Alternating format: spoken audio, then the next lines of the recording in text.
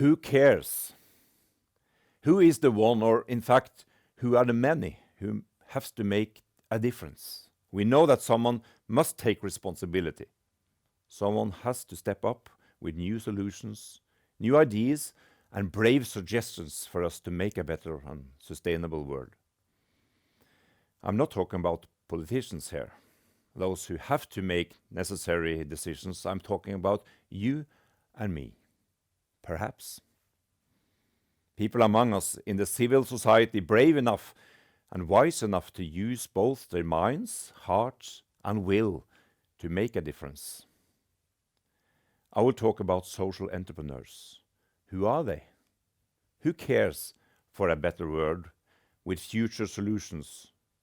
Who, why, and how?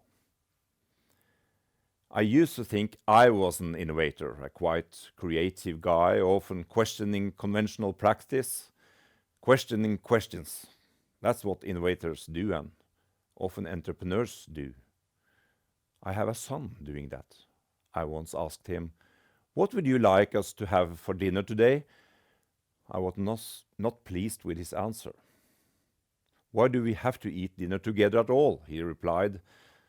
I don't like that attitude as a parent, but I adore it as a researcher of innovation. His question eventually opened up a conversation about the reason for families to stick together, taking care of family relations on a daily basis. So we do need to stop using only fast thinking, what Daniel Kahneman described as the cognitive system 1. System 1 is fast thinking, more or less automatic thoughts which we think every day running through our minds with very little friction. Our cognitive system 2 is our slow thinking, curious thoughts, asking questions, doubting, sometimes suspicious to habits and straightforward behavior. To find solutions on current issues, we do need to slow down, walk around questions, look at our social and environmental challenges from different perspectives and ask, does it really have to be like this? I used to believe that I was a slow thinker. Entrepreneurs may be often fast doers, as I often am, but with solutions harvested from creative, quite slow thinking. A recent experience made me doubt if I really am a creative slow thinker. Anyway, I do at least know that I am a fast driver. And to explain this, I have to invite you to my garage. It is in my house basement, a double garage where me and my wife have 2 cars parked. We have designed our house ourselves. We built it and moved in 20 years ago. We are happy with it. It's very nice and functional, with one exception. The builders had to put a pole in the middle of my garage to maintain a solid construction. The pole is placed right where I exit my car. I therefore have to squeeze out of my car, often bringing home my computer bag, 2 bags from the local grocery store, often with a jacket over one arm, and obviously with very little space to move. Then I often have to stretch back to the car to reach the keys I was about to forget. Yes, of course, you see the situation. Clearly a source of frustration, I tell you. For 20 years now I have crawled as a snake in and especially out of my car. One day, while backing out, as I always do, something quite shocking happened. A young boy, 7 or 8 years old, I guess, was passing by on his bike. My rear view camera did not pick him up quick as he was. I almost hit the poor boy. It was really close. I was seriously worried. What if I had? I didn't dare to think that scenario through. I really cannot risk running over people, can I? What if I turn the situation around? What if I turn the car around? What if I back into the garage? I then will have clearer and more open view driving out of it. Well, I did, for the safety of everyone. And well into the garage the first time with my new practice. I exited my car and, my goodness, I was free. The pole was no obviously on the passenger side of the car. No problem. For 20 years I had failed to see the obvious. Fast thinking, fast driving, but no creativity. Social entrepreneurs ask questions, and that's the first step to see new ways of addressing them before people or the planet are almost killed. We should not wait until the crises are over us. We should not wait until incident occur, as I was forced to, before we see what we see. We need to think entrepreneurial and responsibility before that happens. Let me tell you about one such entrepreneur. After 20 years in the same company, Are Larsen Otterdal, a friend of mine, quit his job now, working with systems for renewable energy in the African countryside.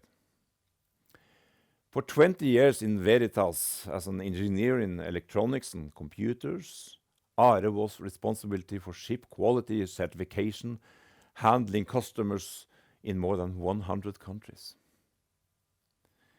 While doing this, he had this continued burning, a commitment to international solidarity, a desire for a fairer world and sustainable consumption. When former UN Secretary General Ban Ki-moon visited Oslo in 2011 to shed light on the Sustainable Energy for All initiative, Are was triggered to make his change. I decided to follow my heart, he says. He quit his job and started a one-man company. His idea has since then been to deliver simply and very small renewable solutions, small solar panels, and provide knowledge for social entrepreneurs in developing countries so that they can become independent and be able to stand on their own feet in a more sustainable local community and economy. You see, about only 12% of South Sudan's population, for instance, have access to electricity. Still, between 80 and 90% have a mobile phone. They have to pay up to $50 to get it charged, and that's a lot when the income, if any, is only a few dollars a day. With their own small solar panel, they can be self-sufficient with light and phone charging and possibly sell some electricity to their neighbors as well. Are is now engaged with local entrepreneurs in Tanzania, Uganda, Kenya, South Sudan, and Burundi. Entrepreneurial in mind, heart, and will. But social entrepreneurs do not have to address social or sustainable issues only in remote developing countries. Kirstine Holst, now working close with our USN Research Center on Social Innovation. Some years ago, she recognized a gap in the Norwegian welfare society during the most acute global refugee situation. Many people are standing outside the labor market, and the threshold to enter it is probably highest for refugee women. They need some stairs to step onto, climb over the hurdles and barriers, so she thought. Kirstine left her job, her safe job, and started the company Moving Mamas, not for, but together with some refugee women. And the initiative has grown. Today, Moving Mamas run canteens, create textile products and other things, often designed and produced by the mamas themselves. And there are several other examples. I have met colleagues at international research conferences asking me if Norway really is in need for social innovation and social entrepreneurs, pointing at our oil-driven economy and state-dominated welfare model. Well, the view seen from their distance is maybe not as clear as it is up front. I see gaps and flaws in our society, especially seen through the 17 UN Sustainable Development Goals. Mind the gap, that's an important warning on every tube station in London. There are several gaps to be aware of, also in our welfare society, at both individual and system level. But social entrepreneurs are in fact following another sign as well, guiding them forward, mend the gap. So, who cares? Social entrepreneurs do. And therefore they need legitimacy, positive attention and backing. There is no guarantee they will succeed every time, but we need them. And even better, we need to be entrepreneurial, all of us, to make the world a better place.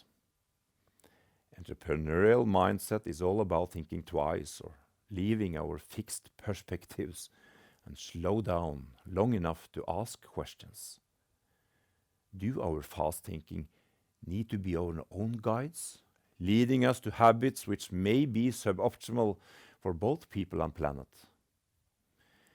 We all need to dare. We all need to care. Thank you.